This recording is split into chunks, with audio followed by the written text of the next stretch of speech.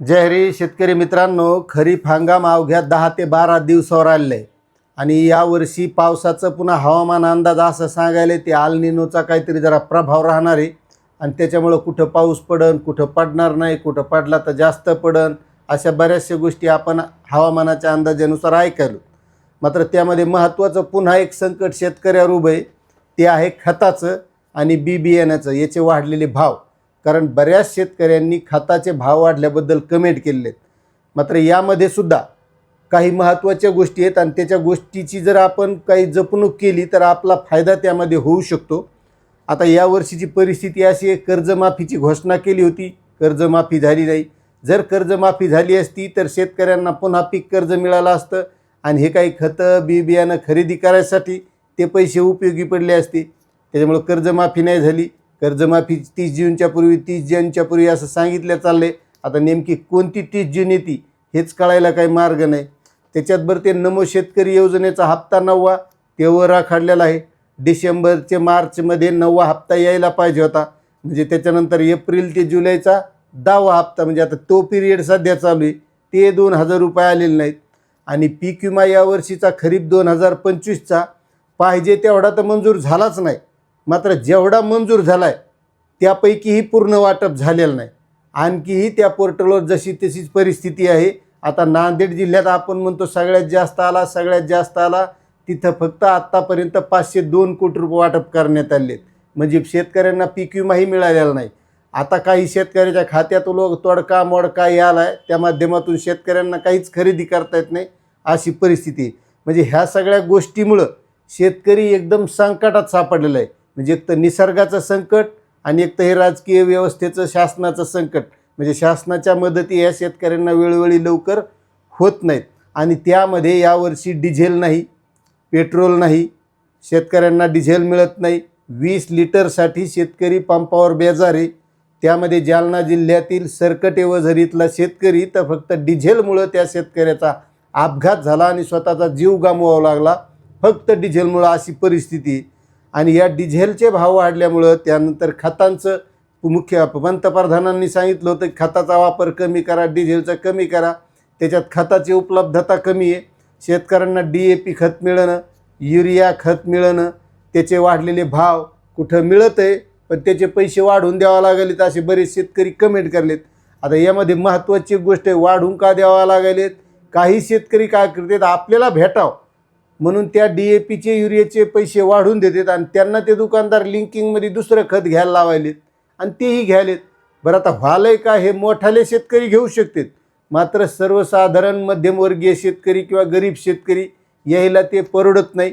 कारण त्याची किंमतही वाढलेली आहे, किंमतही मोठी आहे आणि यामुळं शेतकऱ्यांचं असं अतोनात नुकसान होतं आहे. त्यानंतर बियाण्याचे भाव वाढलेले आहेत.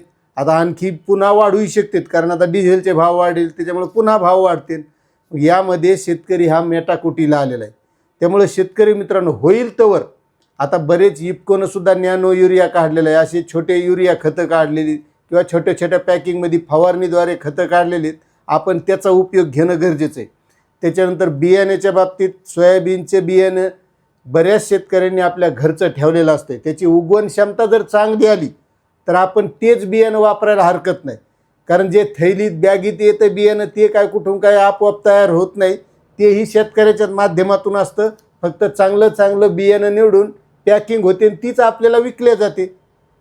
त्यानंतर दुसरे मुगा असतील, उडद्या असतील किंवा इतर कोणतेही जे बियाणे आहेत, तर याचा होईल तर आपण घरच्या घरी चांगल्या दर्जाचं बियाणं निवडून ते बियाणं आपण घरच्या घरी जर वापरलं तर आपली त्यामध्ये सुद्धा बचत होऊ शकते. त्यानंतर हे जे काही सध्या रासायनिक खताची महागाई वाढलेली, तर ह्या महागाईमध्ये जे नॅनो खतं आलेले आहेत, त्या नॅनो खताचा सुद्धा होईल तर आपण वापर केला पाहिजे.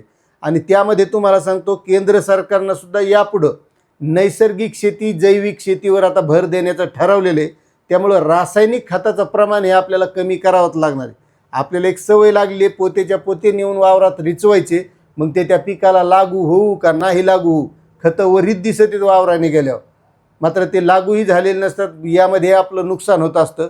आणि महत्त्वाचा मुद्दा सांगतो, एखादा व्यापारी असेल तर तो विक्रीमध्ये जास्त नफा कमवत नाही तेवढा तो खरेदीमध्ये कमवत असतो. आता तुम्ही म्हणता हे असं उलटं गणित कसं, म्हणजे ज्यावेळेस तो खरेदी करतो त्यावेळेस तो माल किती कमी पैशात मिळेल यासाठी तो प्रयत्न करत असतो. आणि जर आपल्याला खरेदी करते वेळेस त्याच्या खताचे बी बियाण्याचे जास्त पैसे द्यावं लागत असतील आणि जास्त पैसे देऊन खरेदी करावे लागत असतील आणि उद्या आपल्या शेतीमालाचे भाव हे तर आपल्या हातात नाही, काय भाव राहतील काय नसतील आणि त्यामुळं आपलं पुढं जाऊन नुकसान होणार आहे. त्यामुळं आपण खरेदीच्या वेळी जेवढी बचत करता येईल तेवढी बचत करणं गरजेचं आहे. त्यामुळे नैसर्गिक शेतीत अभियान आता शासन राबवतले, त्यामुळे रासायनिक खताचा होईल तेवढा कमी वापर करणं ही काळाची गरज आहे. आणि जे आता वाढीव पैशानं दुकानदाराकडून घ्यालेत तर त्या शेतकऱ्यांनी सुद्धा या गोष्टीची काळजी घेतली पाहिजे की दुकानदार वाढून कधीच देऊ शकत नाही जर आपण त्याला खंबीरपणे उभं राहिलो तर. शासनानं व्यवस्था केलेली आहे, त्याचसाठी कृषी विभागाचे पथक स्थापन झाले, रासायनिक खताची लिंकिंग केली तर त्या दुकानदाराकडे जायचं. मात्र त्याच्यातही सगळी लिंकिंगच आहे, दुकानदार असतील किंवा ते कृषी विभागाचे कर्मचारी असतील. मात्र शेतकऱ्यांनी जरी उठाव केला तरी मला वाटतं लिंकिंग होणार नाही आणि त्या खताचे भावही वाढणार नाहीत. मात्र शेतकरी ते करत नाहीत. आपण एकमेका सहाय्य करू, अवघे धरू सुपंत या पद्धतीने सगळ्या गोष्टी केल्या पाहिजे. छोट्या शेतकऱ्याचाही मोठ्या शेतकऱ्यांनी विचार करणं ही काळाची गरज आहे. आता तुम्हाला यावर काय वाटतंय हे तुम्ही नक्कीच कमेंट करा. आपली माहिती आवडली असेल तर सबस्क्राईब करा. धन्यवाद.